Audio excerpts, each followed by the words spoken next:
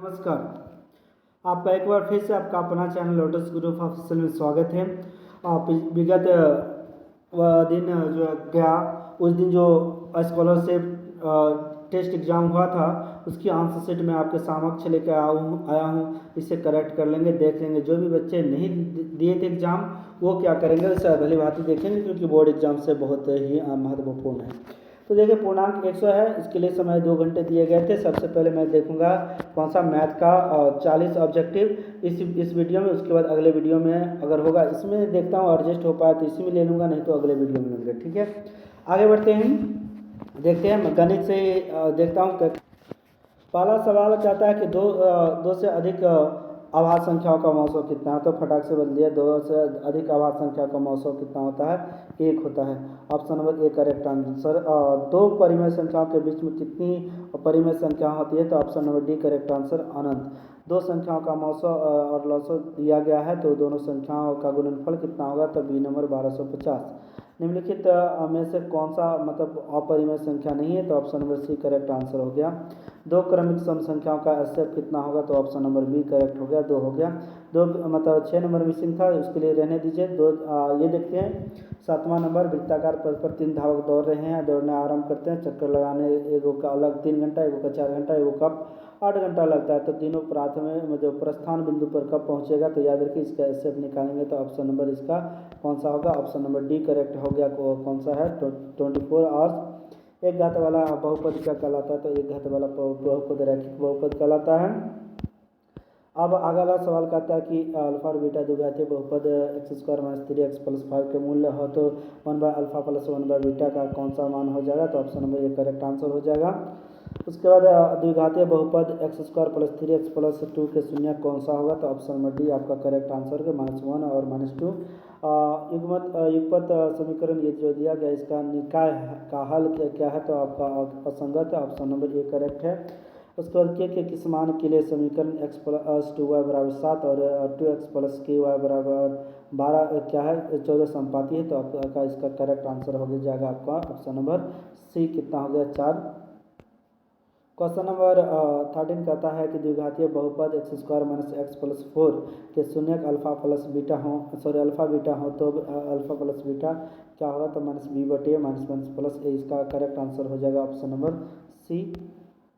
AP के प्रथम पद 2 है, सर्वंतर 3 है, तब एपी के 3 पद क्या हो जाएगा? 2, 5, 8। Option number B correct answer हो गया। एपी के समान पद इतना है, तो सर्वंतर कितना हो जाता है? Option number C correct answer हो गया। कौन? 3। एपी के 10, 7 और 4 तीसवां पद बताना है, तो तीसवां पद कितना हो जाएगा?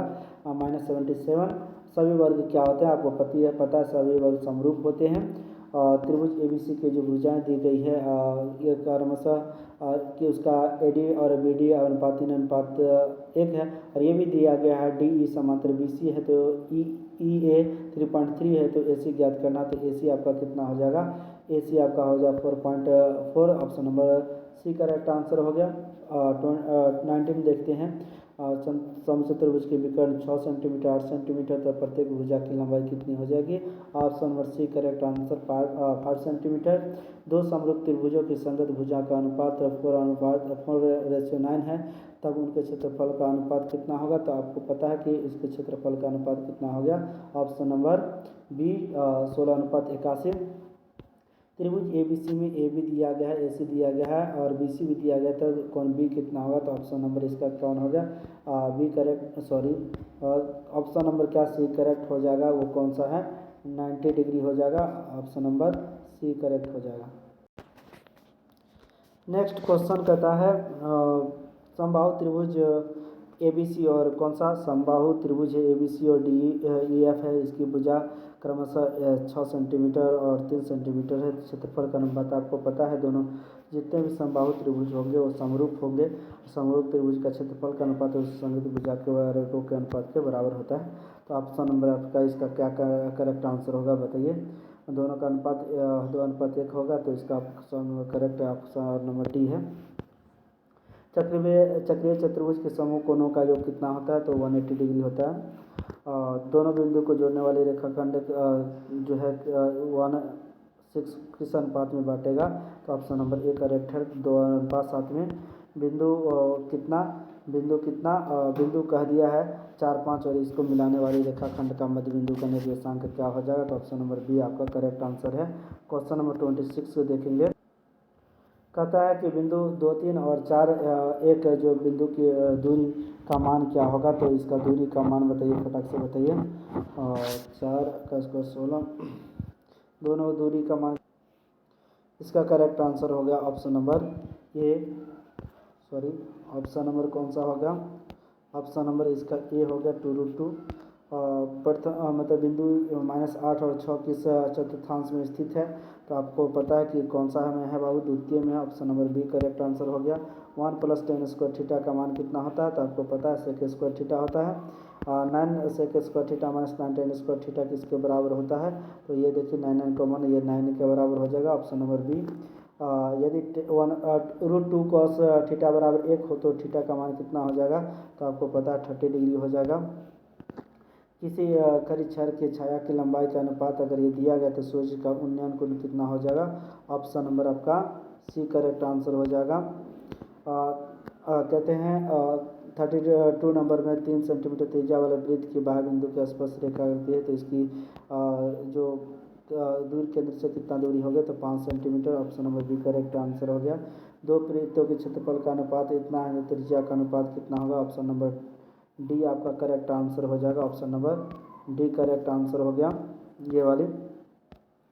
अर्धवृत्त का व्यास दिया गया है, अर्धवृत्त का परिधि क्या होगा, तो याद रखिए option number C correct answer हो जाएगा। दो वृत्तों का क्षेत्रफल का अनुपात इतना है, उसकी त्रिज्या का अनुपात कितना हो जाएगा, option number B correct answer हो गया। घनाभ का देखिए यहाँ पे दिया गया है, तो इसका करेक्ट आंसर लंबाई चौड़ाई ऊंचाई दिया गया है, इसका पृष्ठीय क्षेत्रफल कितना 592 सेंटीमीटर स्क्वायर हो जाएगा। अर्धगोला का संपूर्ण पृष्ठीय क्षेत्रफल फॉर्मूला होता है 3πr²। और एक लंबी वृत्त की इसका ये देखिए ऑप्शन इसका गलत था, तो इस सवाल के लिए आप लोगों को 1 अंक दिए जाएंगे, और एक 5-6 नंबर सवाल नहीं था उसके लिए 2 अंक आप लोगों को एक्स्ट्रा दिए जाएंगे। चलिए कोई बात नहीं, आगे बढ़ते हैं। माध्य का 3 गुना और माध्य का 2 गुना का अंतर क्या कहलाता है, तो बहुलक कहलाता है, option number C correct answer हो गया।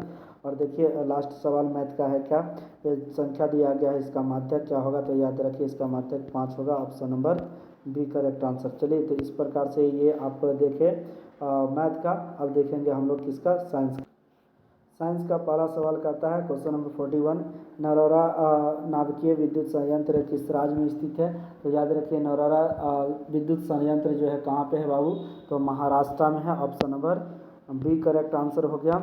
उसके बाद किस दर्पण से हमेशा वस्तु का छोटा प्रतिबिंब बनता है, तो आप सबको पता है कौन सा, उत्तल दर्पण हो जाएगा, ऑप्शन नंबर कौन करेक्ट हो गया, बी वाली। आगे बढ़ते हैं। आगे 43 कहता है कि किसी उत्तल लेंस का फोकसांतर 50 सेंटीमीटर है, तो उसकी क्षमता कितना होगा, तो इसका करेक्ट आंसर 43 का कौन हो जाएगा, +2D, ऑप्शन नंबर डी। निकट दृष्टि दोष का निवारण के लिए उपचार के लिए कौन सा लेंस का प्रयोग किया जाता है, याद रखें निकट दृष्टि दोष के लिए कौन सा, तो अवतल लेंस का प्रयोग किया जाता है, ऑप्शन नंबर बी। कहते हैं प्रकाश के किस रंग का तरंगदैर्घ्य सबसे ज़्यादा होता है, तो ऑप्शन नंबर की सी हो गया, लाल रंग का। आगे बढ़ते हैं।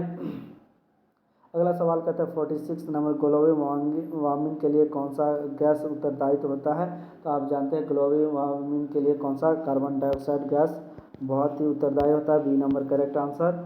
47 कहता है विद्युत प्रतिरोध का मात्रक क्या होता है, विद्युत प्रतिरोध का मात्रक ओम होता है, option number C correct answer हो गया।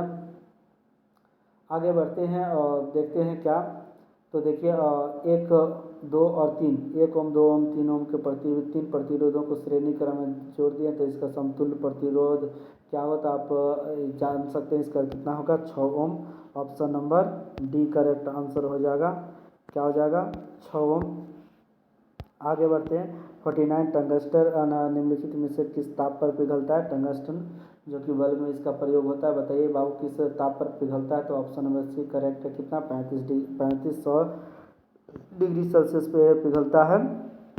विद्युत बल्ब का तंतु जो है किस धातु का बना होता है, तो अभी तुरंत ही मैंने बताया था, विद्युत जो बल्ब होता है उसका धातु किस टंगस्टन का बना होता है, अर्थात ऑप्शन नंबर कौन सा हो गया, बी करेक्ट आंसर हो गया। आगे बढ़ते हैं और देखते हैं क्या कहता है। दूध से दही बना कैसा परिवर्तन है, तो रासायनिक परिवर्तन है। ऑप्शन नंबर कौन सा, ऑप्शन नंबर आपका बी करेक्ट आंसर हो गया। पोटास एलम का सही रासायनिक सूत्र क्या है, पोटास एलम के अगर सही रासायनिक सूत्र की अगर बात करें तो ऑप्शन नंबर सी आपका करेक्ट है। ठीक है, आगे बढ़ते हैं और 53 में देखते हैं ये जो CuO प्लस H2 तीर का निशान Cu प्लस H2 किस प्रकार के रासायनिक का उदाहरण है, तो आप ये देख सकते हैं कि ये ऑप्शन नंबर ए कौन ऑप्शन क्या किसका है, अपचयन का है।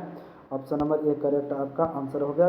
क्वेश्चन नंबर 54 की अगर बात करें, एक्वा रेजिया मिश्रण जो है इस किस अनुपात में HCl और NH3 को किस अनुपात में बनाने से बनता है, तो आप सबको पता है क्वेश्चन नंबर 54 का आंसर ऑप्शन नंबर बी हो जाए 1:3 बी। 55 की अगर बात करें तो 55 में आप लोग देख लीजिए, बॉक्साइट निम्नलिखित में से किस धातु का अयस्क है, तो 55 आपको पता है कि बॉक्साइट किसका है, एल्युमिनियम का अयस्क है। Option number C correct answer. आगे देखते हैं 56 कहता है कि एसिटिक अम्ल का IUPAC नेम क्या है, तो एसिटिक एसिड का IUPAC नाम आप जानते हैं क्या होता है, तो एथेनोइक अम्ल होता है। ऑप्शन नंबर सी इसका करेक्ट आंसर हो गया। आगे बढ़ते हैं, इथेन में कितने सहसंयोजक आबंध होते हैं, तो आपको पता है कि 4 घंटा इनको लगता ही है, तो कितने सहसंयोजक, ऑप्शन नंबर कौन सा हो जाएगा, इथेन में ही ना, सॉरी, इथेन में कितने सहसंयोजन आबंध होते हैं, बिल्कुल सही। तो इथेन में कितने सहसंयोजन आबंध होते हैं, तो याद रखिए इथेन में कितने होते हैं, 4 होते हैं। मीथेन नहीं है, ये इथेन है। कितने, 7 होते हैं, कितने, 7। Okay, option number D correct answer है। CnH2n+2 किसका समान सूत्र है, पता है आपको, एल्केन का समान सूत्र है। ऑप्शन नंबर सी आपका करेक्ट आंसर है। आगे बढ़ते हैं 59 नंबर, कहते हैं कि CHO ये जो क्रियाशील मूलक है इसको क्या कहते हैं, तो आप जानते हैं इसके CHO जो क्रिया में इसको एल्डिहाइड कहते हैं, क्या कहते हैं, aldehyde. Option number B correct answer हो गया। 60 नंबर कहता है आवर्त सारणी में कितने आवर्त होते हैं, आप जान लीजिए, आवर्त सारणी जो देख रहे हैं उसमें आवर्त की संख्या 7 होती है। कितनी होती है, 7। Option number A correct answer हो गया। पादप में क्या था, जाइलम उत्तरदायित्व होता है। पादप में अगर बात करें जाइलम जो होता है किसके लिए उत्तरदायित्व होता है, तो याद रखिए कि जल का वहन के लिए। ऑप्शन नंबर ए आपका करेक्ट आंसर हो गया। आगे बढ़ाते हैं 62 कहते हैं कि रक्त में कौन सा अवयव घायल स्थान से रक्त स्राव के मार्ग को रक्त का थक्का बनाकर अवरुद्ध कर देता है, तो ये कौन सा है। क्वेश्चन नंबर 62 का करेक्ट आंसर होगा सी होगा platelets. Option number C correct answer हो गया।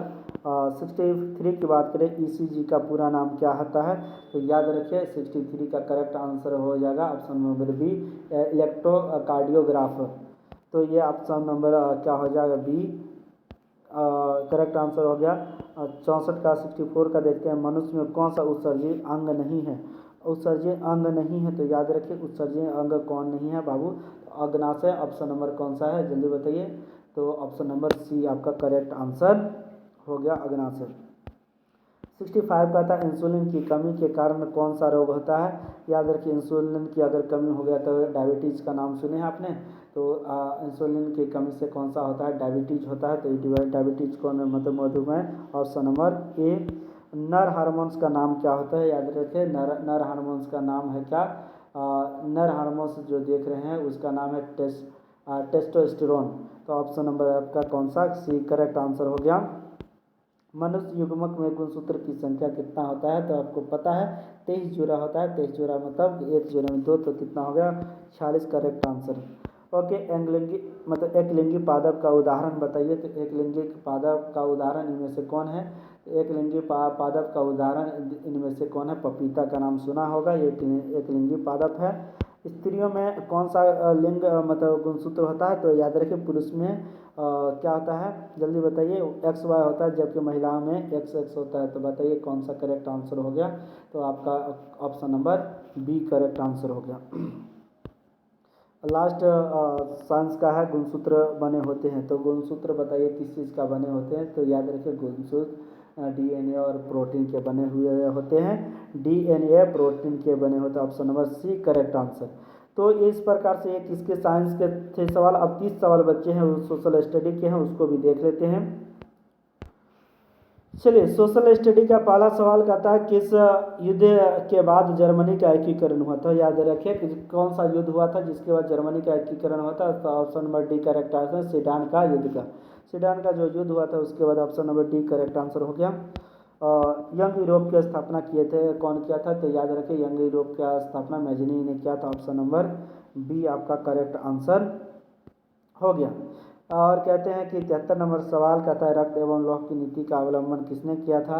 तो 73 नंबर सवाल कहता है रक्त और लौह के नीति का अवलंबन कौन, बिस्मार्क ने किया था। कौन किया था, बिस्मार्क ने किया था। Option number C correct answer हो गया। कार्ल मार्क्स का जन्म कहाँ हुआ था। आप जानते हैं कि कार्ल मार्क्स का जन्म कहाँ हुआ था। तो कार्ल मार्क्स का जन्म जर्मनी में हुआ था। कहाँ हुआ था, जर्मनी में। Option number B. The history of the loss of Vietnam नामक पुस्तक किसने लिखा था। तो इस पुस्तक के रचयिता कौन थे, फटाक से बता दीजिए। तो ऑप्शन नंबर सी फान वई चाओ। कौन थे, Phan Boi Chau. Option number C correct answer हो गया। ओके, आगे बढ़ते हैं और देखते हैं क्या वेदों की ओर लौटो ये नारा किसने दिया था। ये नारा आपको कौन दिया था, जल्दी बताइए। Option number A Dayanand Saraswati ने दिया था, वेदों की ओर लौटो। ठीक है, आगे बढ़ते हैं। 77 नंबर का आता है वल्लभ भाई पटेल को सरदार की उपाधि किसान आंदोलन कौन से किसान मतलब किस आंदोलन के द्वारा दिया गया था। अब बताइए, वल्लभ भाई पटेल को सरदार की उपाधि जो दिया गया था कौन सा आंदोलन के दौरान दिया गया था, जल्दी बताइए। बारदोली आंदोलन के दौरान। बारदोली आंदोलन के बाद इसको क्या सरदार कहा जाने लगा। ठीक है, क्वेश्चन नंबर 78 कहता है कि अखिल भारतीय ट्रेड यूनियन कांग्रेस की स्थापना कब हुई थी। याद रखिए 78 नंबर सवाल का ऑप्शन नंबर डी है 1920 ईस्वी में। ठीक है, लंदन में अनिवार्य जो प्राथमिक शिक्षा लागू कब हुआ गया था। लंदन में प्राथमिक शिक्षा अनिवार्य प्राथमिक शिक्षा 1870 ईस्वी में लागू हुआ था। और option number D correct answer. आगे बढ़ते हैं, आलू अकाल किस देश में हुआ था। याद रखिए आलू अकाल कौन सा देश में हुआ था। तो ऑप्शन आपका करेक्ट आंसर हो जाएगा ऑप्शन नंबर बी आयरलैंड में। कहाँ हुआ था, बी आयरलैंड में। अगला सवाल कहता है कि भारत के किस राज्य में वन का सबसे अधिक विस्तार है। तो याद रखिए भारत में सबसे ज़्यादा वन का विस्तार कौन सा राज्य में है। तो मध्य प्रदेश में। Option number C correct answer हो गया। सोपानी कृषि किस राज्य में प्रचलित है। बताइए कि सोपानी कृषि जो है किस राज्य में प्रचलित है। आपको पता है कि कहाँ पे, उत्तराखंड में। Option number D correct answer. Bhopal gas जो त्रासदी थी, भोपाल त्रासदी में किस गैस का रिसाव हुआ था, जल्दी बताइए। मिथाइल आइसोसाइनाइड, मतलब ऑप्शन नंबर कौन हो जाएगा, सी करेक्ट आंसर। 84 कहता है मुंबई अंतर्राष्ट्रीय हवाई पत्तन का नया नाम क्या है। तो मुंबई राष्ट्रीय जो ये हवाई पत्तन है इसका नया नाम क्या है बाबू, छत्रपति शिवाजी हवाई पत्तन है इसका नाम। Option number B correct answer. 85 कहता है सिकंदराबाद किस रेलवे क्षेत्र का मुख्यालय है। सिकंदराबाद कौन सा रेलवे क्षेत्र का मुख्यालय है। तो ऑप्शन नंबर सी करेक्ट है, दक्षिण मध्य रेलवे। ठीक है, अब आगे देखते हैं। ग्रैंड ट्रंक रोड किस नाम से जाना जाता है। याद रखिए ग्रैंड ट्रंक रोड को आपको किस नाम से जानते हैं। तो आप ऑप्शन नंबर ए NH1 के नाम से जानते हैं। Option number A correct answer. वैश्वीकरण का क्या अर्थ होता है। 87 नंबर देखिए, वैश्वीकरण का अर्थ क्या होता है, विश्व अर्थव्यवस्था से समन्वय। मतलब ऑप्शन नंबर क्या हो जाएगा, बी करेक्ट आंसर हो गया। भारत उपभोक्ता संरक्षण अधिनियम की घोषणा कब किया गया था। याद रखिए ये 88 नंबर का सही जवाब होगा 1986 ईस्वी में। और ऑप्शन नंबर ए। भारत की वित्तीय राजधानी किसको कहा जाता है। तो आपको पता है भारत की वित्तीय राजधानी मुंबई को कहा जाता है। समवर्ती सूची में किसे रखा गया है। तो केंद्र सूची, राज्य सूची, मतलब 3 प्रकार के होते हैं समवर्ती सूची। तो समवर्ती सूची में किसको, दोनों को रखा गया। कौन दोनों को, जल्दी से बताइए किसको रखा गया है, जल्दी से फटाक से बताइए। तो दोनों तो आपको एक ही ऑप्शन में दिख रहा है आपको, कौन सा, केंद्र और राज्य दोनों को। Option number B. Okay, option number कौन सा हो गया, बी। आगे बढ़ते हैं। भारत में सर्वोच्च न्यायालय के मुख्य न्यायाधीश की नियुक्ति कौन करता है। याद रखिए ये कौन करता है, राष्ट्रपति करता है। Option number B correct answer हो गया। इनमें कौन से देश में मिश्रित अर्थव्यवस्था है? तो याद रखिए मिश्रित अर्थव्यवस्था भारत ही में ही है। ऑप्शन नंबर कौन सा? सी करेक्ट आंसर हो गया। आगे बढ़ते हैं और जरा सा देखते हैं क्या बाबू, भारत में योजना आयोग का गठन कब हुआ था? भारत में योजना आयोग का गठन कब हुआ था? इसका option number A correct answer हो जाएगा। कब? 15 मार्च 1950 ईस्वी को। 93 हो गया। 94 में देखते हैं मुद्रा वह है जो मुद्रा के कार्य करती, ये जो परिभाषा है किसने दी थी? ये परिभाषा किसने दी थी? 94 का करेक्ट आंसर होगा ऑप्शन नंबर सी। और क्या? हॉर्डले विदर्स ने। कौन सा? ऑप्शन नंबर सी, हॉर्डले विदर्स ने। साख का प्रयोग होता है, साख का प्रयोग किस में होता है? तो 95 का करेक्ट आंसर हो जाएगा सी नंबर, दोनों में, उपभोग के लिए भी विनियोग के लिए भी। Option number C correct answer. 96 कहता है इनमें से कौन प्राकृतिक आपदा नहीं है? प्राकृतिक आपदा नहीं है तो आतंकवाद आपका प्राकृतिक आपदा नहीं है। बिहार का कौन सा क्षेत्र बाढ़ग्रस्त क्षेत्र है? तो याद रखिए बिहार का कौन सा क्षेत्र बाढ़ग्रस्त क्षेत्र नहीं है? तो याद रखिए ऑप्शन नंबर डी आपका करेक्ट आंसर हो गया। ऑप्शन नंबर डी, उत्तरी बिहार। कुशहा तटबंध किस नदी पर है? तो कुशहा तटबंध आप सब कोई जानते हैं, कुशहा बांध टूटने से बहुत क्षति हुई थी बिहार की, तो वो कौन सा है? कोसी वाली है। ठीक है, आगे बढ़ते हैं। भूकंप से पृथ्वी की सतह पर पहुंचने वाली सबसे पहले जो तरंग है उस तरंग का क्या नाम है? तो याद रखिए सतह पर सबसे पहले कौन सा पी तरंग पहुंचती है? Option number A correct answer. और इसका सबसे लास्ट क्वेश्चन है, संचार का सबसे लोकप्रिय साधन कौन सा है? तो याद रखिए संचार का सबसे, आप सब कोई जान रहे हैं कि क्या है आजकल के, क्या है? फटाक से वाले सब कोई जानते हैं संचार का सबसे, सार्वजनिक टेलीफोन। ठीक है, आजकल तो सभी बच्चे जा कहेंगे क्या मोबाइल है, लेकिन याद रखिए सार्वजनिक टेलीफोन है। तो इस प्रकार से सभी करेक्ट आंसर हो गया। या इसका 100 का ऑप्शन नंबर ए था। तो आप सब ने 100 में से 100 देख लिया, इसको आप अच्छा से मिला लें। अगर किसी भी प्रकार की कोई भी चीज़ में कन्फ्यूजन है, लगता है कि गलती है, तो उसके लिए हमें कमेंट बॉक्स में ज़रूर कमेंट करें। धन्यवाद।